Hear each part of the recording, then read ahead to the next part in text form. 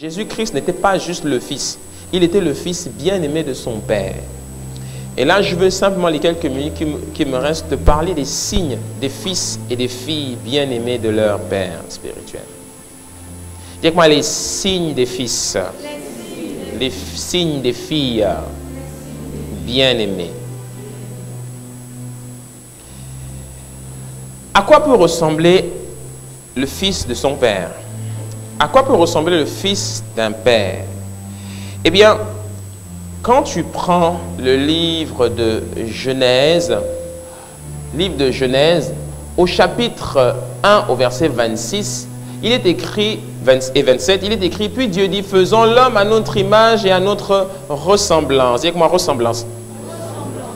Le mot ressemblance et image ici sont des mots qui font référence au caractère ou encore aux caractéristiques.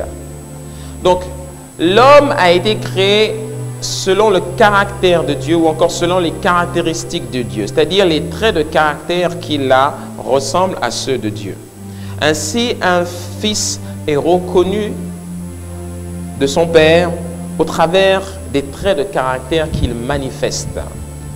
C'est pour ça que je parle de signes. Il y a des actes, des réactions, des comportements ou encore des sons que les fils émettent qui rappellent leur père. Alléluia. Quelqu'un qui dit qu'il est le fils de son père, mais qui émet des sons différents de son père, n'est pas un vrai fils. N'est pas un vrai fils. À notre image, selon notre ressemblance, il le créa à l'image de Dieu. Ainsi, tout homme est à l'image de Dieu.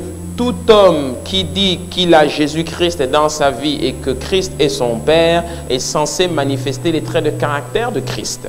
Simplement, quelqu'un qui dit qu'il est de Christ mais qui fait le contraire des commandements de Christ n'est pas fils de Dieu. C'est un menteur. De même, en faisant le parallèle dans la maison, les fils sont censés manifester les traits de caractère de leur Père. Ce ne sont pas des photocopies de leur père. Non, c'est très différent. Ils ont les signes de leur père. D'accord? Car chacun est unique. Chacun est unique et tous ont l'Esprit de Dieu, mais tous sont uniques devant Dieu. Alléluia. Mais dans la maison, si on parle d'un point de vue naturel, les fils de leur père, eh bien, manifestent les traits de caractère de leur père. Alléluia. Si tu es avec moi, fais comme ça. Donc l'image et la ressemblance sont très importantes. J'ai pris le temps d'observer beaucoup de ministères et j'ai découvert ce principe-là. Quand tu vas de ministère en ministère, tu te rends compte que les fils ressemblent beaucoup à leur père. À beaucoup de niveaux. Hein?